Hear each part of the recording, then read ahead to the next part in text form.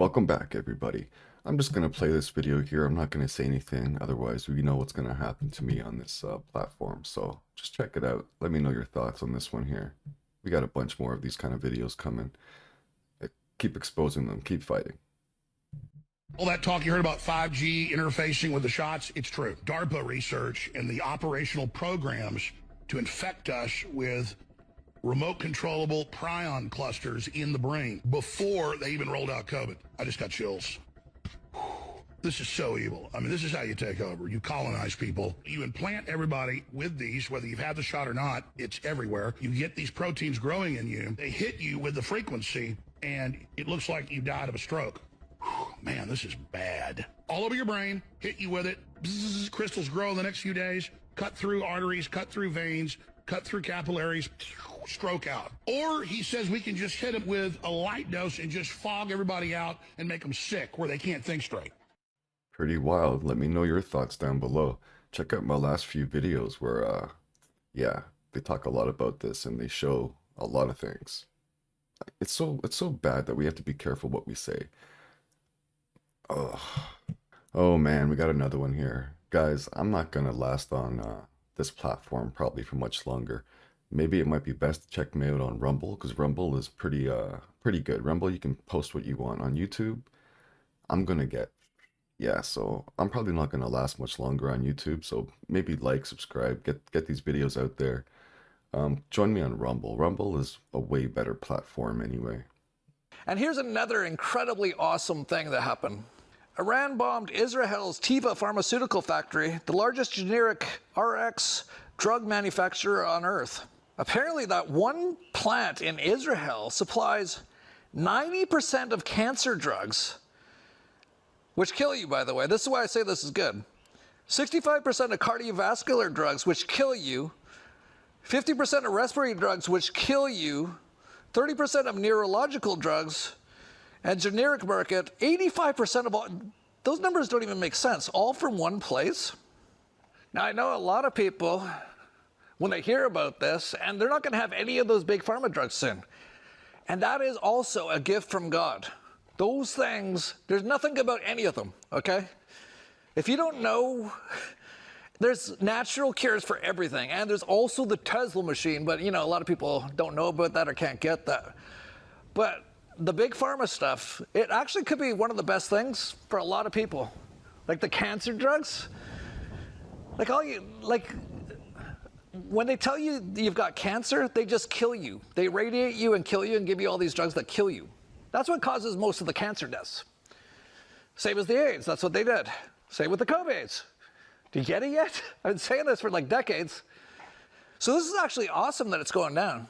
But you're gonna see a lot of people panicking, especially a lot of boomers. Because they've got like fishing tackle boxes full of prescription drugs. And you know what, when that gets cut off, like most of those drugs, if not all of them, are really bad for them. But if you just cut them all off all at once, and they don't have, like there's 40 different pills they take every day, their body's probably gonna go into shock. For some reason, a lot of you don't want to believe in the facts. There are doctors, yeah, that have left their practices because they know they're poisoning you. They have outright said, for every medication that you take now, there's going to be consequences down the road. Yeah, so you're always going to be paying for whatever you're doing here. And they know there's better ways that you can be healthy, right? Instead of being force-fed medications constantly. Medication should be the last route you go. And there's doctors that have been saying this shit. Man, this is crazy. Yeah, I'm not gonna last too long on YouTube. I'm putting out too much truths today, so this might be my last few videos here that's gonna happen on YouTube. Maybe support me on Rumble or here. Wow, too much truth is coming out. This is Dan Dix here reporting for Press for Truth, and you are not going to believe what they are pulling now in Canada. If you thought the gaslighting around the COVID shots couldn't get any more Orwellian, just wait until you see this, my friends, because Canada just took it to a whole new level. The government of Canada is taking meaningful steps to better support Canadians with a serious and permanent injury as a result of receiving a Health Canada authorized vaccine. As of April 1st, 2026, the old Vaccine Injury Support Program has been taken over by the Public Health Agency of Canada, and they rebranded it as the shiny new Vaccine Impact Assistance Program. After ramming these experimental COVID shots into millions of arms, after the injuries started exploding by the thousands, after even they had to quietly admit that these jabs wrecked at least 10,000 lives, what does our glorious government do? They don't stop the shots. They don't take responsibility. They don't even keep the honest name of the program. No, they just rename it and keep pumping millions of your tax dollars into the machine. It's now impact, not injury, not harm, not we maimed you with our experimental jab, just impact, like they bumped into you at the grocery store. Because admitting that there are injuries, real, permanent, life-ruining injuries, would mean admitting they were wrong, that the safe and effective mantra was a deadly lie, that over 11,000 serious adverse events were reported, including 442 deaths, heart attacks, strokes and blood clots, organ damage, and facial paralysis, and spontaneous abortions. Babies ripped from this world before they even had a chance. But no, can't say injury. That word is too honest, too accusatory, too dangerous for the narrative. So now, it's just a gentle little impact, like a light breeze, like a minor inconvenience. The Ministry of Health, Marjorie Michael, even had the nerve to say that people applying to this program are going through a difficult time. Difficult time? People are disabled. People are dead. Families have been destroyed, all because they trusted the government. They trusted the so-called experts, and they lined up for a jab that they were told was safe and effective. This program was created back in December of 2020, right after the government gave the vaccine makers full liability protection. They knew there would be injuries. They just didn't want the companies to get sued. And so they set up this slow-walking, contractor-run compensation scheme. And under the old VISP, managed by Oxero Inc., they've only paid out a measly $18 million in compensation, all while they keep buying more shots, while they keep pushing boosters that almost nobody wants anymore, while injured Canadians sit in limbo, waiting for help that never seems to come fast enough. And now, they've taken it in-house. They've renamed it. And they're pumping more of your money into it, all while refusing to admit the scale of what they've done. They kept incomplete data of the harms, they downplayed the risks, and they laughed and scolded people who raised the alarm. So now, here we are in 2026, and instead of admitting the obvious, that these shots harmed thousands, and the whole rollout was reckless, they're just rebranding the injury program and pumping more money into the machine. When the bodies start piling up, they rename the cleanup crew and act like they're the hero. Well, I've got news for them. The Canadian people aren't as stupid as they think. We know this isn't about compassion. We know this is contempt. Contempt for the injured. Contempt for the dead. Contempt for every single Canadian who still believes in truth over tyranny. My friends, this isn't about helping people. If it was, the program wouldn't have been such a disaster, and they wouldn't be hiding behind word games. This is about managing the fallout, keeping the public calm, and making sure that the sacred narrative of the vaccines are safe and effective doesn't completely collapse. So here's the message that we need to send to Ottawa. You can change the name, you can hide behind fancy acronyms, you can keep throwing our money at your cover-up machine, but you cannot erase what you did. The injured are still suffering, the families are still mourning, and we are still watching. If you're one of the harmed, don't stop fighting. If you know someone who was harmed, stand with them. Stop pretending this is normal. Stop acting like questioning this makes you crazy. The injuries are real. The deaths are real. The 18 million paid out so far is just the tip of the iceberg, and they know it. So demand transparency, my friends. Demand real accountability. Demand that the injured are actually helped, not shuffled around in renamed bureaucratic black holes, while the same people who caused the problem keep their jobs and their pensions. And to every injured Canadian who is still fighting for compensation, you are not forgotten. You are not crazy. What happened to you should never have been hidden behind word games. This rebranding is an insult. It's an admission that they can't defend the old name anymore because the word injury is too honest. Well, we see you. We see what you did. And we're not gonna let them memory hole this. So please share this video like your freedom depends on it.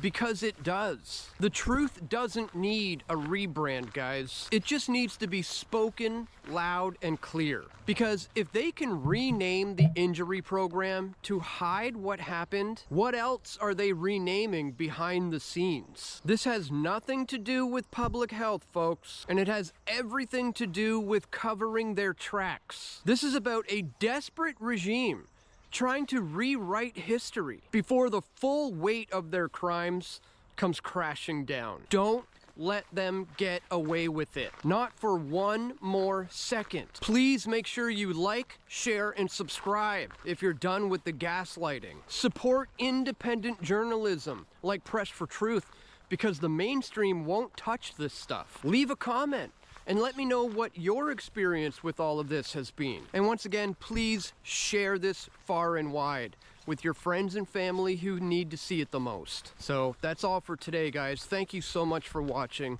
Stay vigilant, keep fighting the good fight, and stay tuned. I'm gonna have more video reports coming soon, God willing.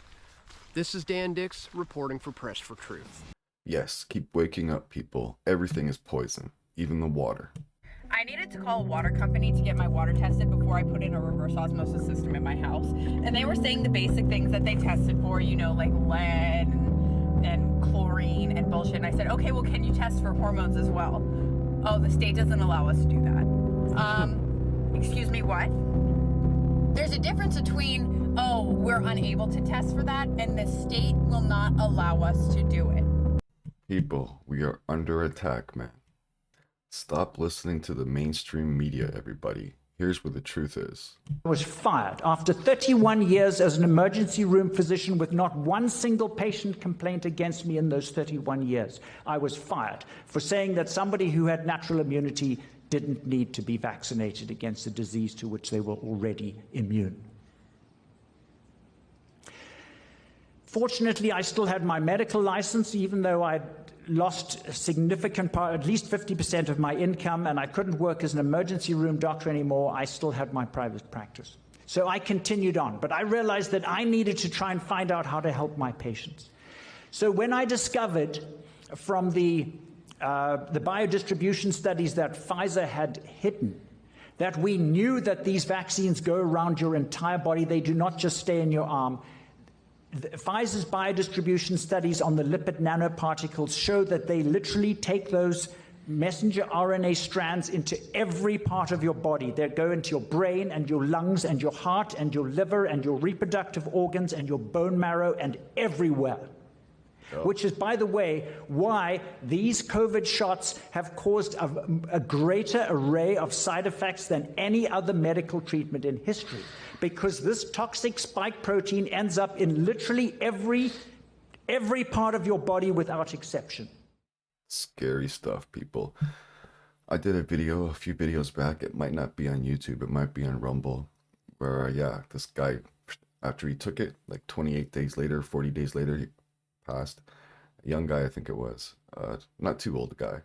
And it had hit his manhood down there. When they looked to see his sperm, it was gone. It was just that shit that he's talking about. It took over his sperm. There was no sperm. Yeah, it's a takeover, man. It's a hostile takeover of everything we believe in by psychopaths. Just check out the Epstein files. Psychopaths. All right, look at all the crap that we just saw, and look at this. This is Elon Musk's ex. This is the mother of 3 of Elon Musk's kids. Let's listen to what she has to say. Yeah. Overall, I think there's quite a bit of abdication of responsibility around like what are we going to do as people's jobs start being taken fairly aggressively. Luckily, there's a massive population drop coming, so maybe everything is just fate and it's going to work out okay.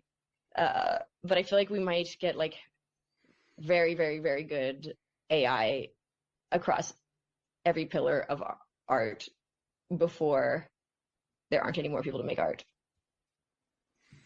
So you wrote, "We appreciate power." Yeah. Yeah, so pretty much, what do they know that we don't know? That they're talking about, oh, there's going to be a depopulation. Wow.